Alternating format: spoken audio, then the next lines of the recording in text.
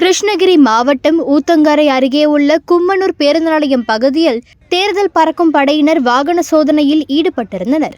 அப்போது அந்த வழியாக வந்த மாடு விற்கும் வியாபாரிகள் காரை நிறுத்தி சோதனை மேற்கொண்டதில் 1 லட்சம் ரூபாய் பணம் இருப்பது தெரியவந்தது. பணத்தை பறிமுதல் செய்த அதிகாரிகள் உரிய ஆவணம் இல்லாததால் உதவி தேர்தல் நடத்தும் அலுவலரிடம் ஒப்படைத்தனர்.